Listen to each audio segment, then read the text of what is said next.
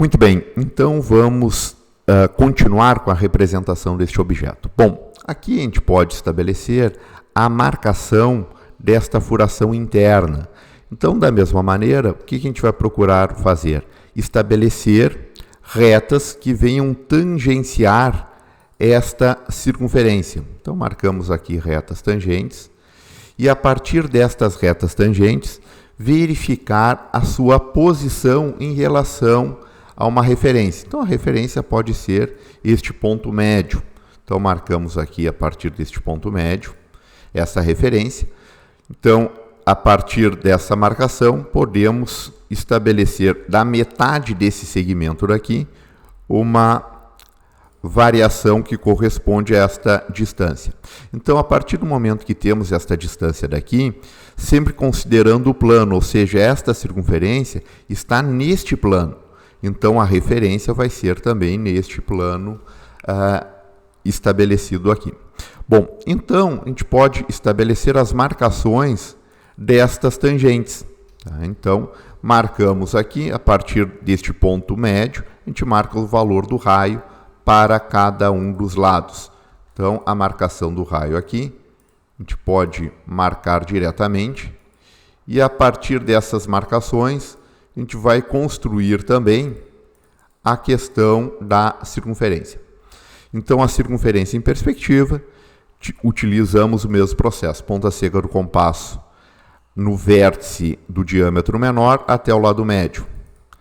Ponta seca do compasso que corresponde aqui o vértice do diâmetro menor até o lado médio. E da mesma forma, do vértice aqui até o lado médio do lado oposto e do lado médio do lado oposto. Então, utilizamos aqui a ponta seca do compasso. Neste ponto daqui, ponto central, temos essa parte deste arco. Aqui também da mesma forma e o mesmo procedimento para este outro lado. Então, nesta maneira, locamos aqui a marcação desta circunferência. Então, a marcação desta circunferência fica caracterizada com esta geometria. Então, toda essa geometria daqui corresponde a este elemento. Então, estas linhas daqui podemos ocultar, porque são linhas de construção. Então, todas essas linhas aqui removemos do desenho. Bom, a próxima caracterização que podemos ter corresponde a esta circunferência, que ela pertence tanto a este plano que está atrás, como um plano intermediário e como um plano de frente. Então, a gente vai procurar marcar esta circunferência neste plano intermediário, ou seja, o mesmo plano desta circunferência. Para isso, é necessário também envolver esta circunferência através de um quadrado. Então, vamos envolver ela, estabelecemos aqui a marcação. Então, como aqui temos um determinado recorte, a gente pode transferir esta medida, tá, para ficar nos valores dos quadrantes. E a partir desta alocação, vamos estabelecer a marcação de um ponto central, de uma referência. Então, a referência ela pode ser dada desse ponto médio até a metade.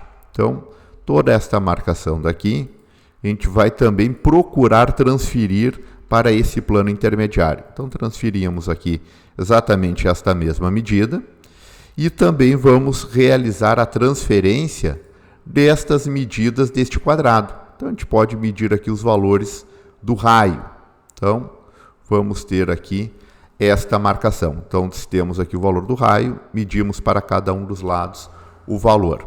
Então, sempre lembrando que essas linhas daqui sempre vão ser paralelas à linha base. Então, todo este contorno daqui, deste quadrado, fica caracterizado neste losango. Então, da mesma maneira, a gente pode caracterizar aqui a elipse, a falsa elipse. Então, diagonal menor, diagonal maior. Diagonal menor, o vértice da diagonal menor até o lado médio. Vértice da diagonal menor até o lado médio. Vértice da diagonal menor até o lado médio, sempre do lado oposto. Então, ponta seca do compasso nessa intersecção, desse ponto. Da mesma maneira, ponta seca do compasso nessa intersecção.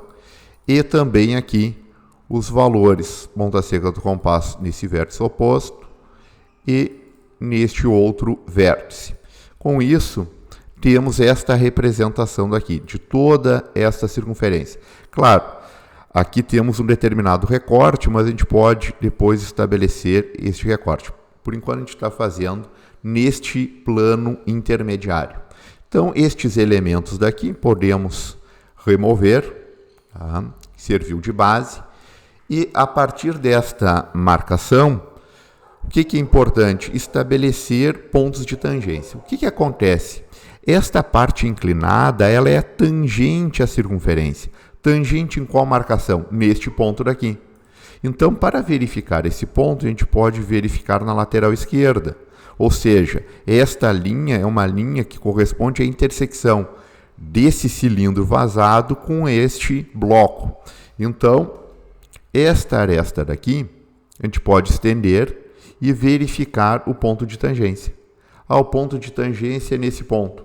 Tá? E a partir desse ponto, a gente pode traçar uma perpendicular. Então, aqui vamos deixar as circunferências da mesma maneira. Então, a medida correspondente para ter o ponto de tangência corresponde a esta altura, tá? Que está em azul. Bom, para transferir então esta medida, o que a gente vai procurar fazer? Verificar as referências. Então, uma das referências corresponde a esta medida daqui, tá? Vamos deixar aqui essa medida em vermelho. Vamos supor aqui que temos esta medida base em vermelho e vamos transferir esta medida base, tá, para este mesmo plano. Tá? Então, toda esta medida daqui vai ficar também configurada neste plano. Vamos ajustar aqui. Então, aqui pode ser a referência base e aqui o seu direcionamento. Então, essa mesma linha fica aqui. Ou seja, a partir desta linha daqui, tá, vamos transferir com esta marcação em azul. Ou seja, queremos ter esta inclinação a partir de dois pontos, ou seja, a partir de uma referência, tá, que é feita pela linha em vermelho e também pela linha em azul. Como não são linhas que ficam na orientação da perspectiva, ou seja, não são eixos isométricos, a gente tem que utilizar com este procedimento. Então, com isso, temos a marcação desta reta que ela vai tangenciar. Ela está tangenciando neste ponto daqui, então a gente pode estabelecer a marcação diretamente. Então, desta maneira, temos a marcação de um ponto de tangência desta circunferência, com a questão desta aresta. Então, esta aresta daqui, que está desta forma, temos a sua representação diretamente neste plano. Ou seja, agora para representarmos todos esses elementos daqui, neste outro plano, o processo ele se repete da mesma maneira. Tá? Então, vamos ocultar estas linhas daqui. Tá? Todo este procedimento daqui a gente já procurou utilizar. E esta representação da circunferência, da mesma maneira. Agora, ao invés de representar no plano intermediário, a gente vai representar neste outro plano. Tá? Então, o que a gente pode estabelecer? Transferir estes elementos. Tá? Então, este mesmo elemento que a gente construiu aqui, neste plano, a gente vai construir neste plano lateral. Qual é a distância? A distância desse ponto até esse é 1,2. Então, a partir de um ponto central, que a gente pode traçar aqui uma diagonal, marcamos um ponto médio e deslocamos com um valor de 1,2. Tá? Então, esta medida daqui vai ser o valor correspondente da profundidade. Então, marcamos aqui esse distanciamento e transferimos esta marcação, tá, de toda essa circunferência, ou podemos marcar o quadrado em um primeiro momento, mas depois a gente vai ter que utilizar a representação dessa falsa elipse. Então, a gente vai transferir toda esta informação que está aqui para este ponto, esta locação, certo? Então, desta maneira, vamos ter também que esse segmento, como ele é um segmento tangente, a gente vai transferir diretamente, traçando uma paralela. Tá? Então, a gente fez aqui o procedimento, tá, estabelecido neste plano que fica atrás.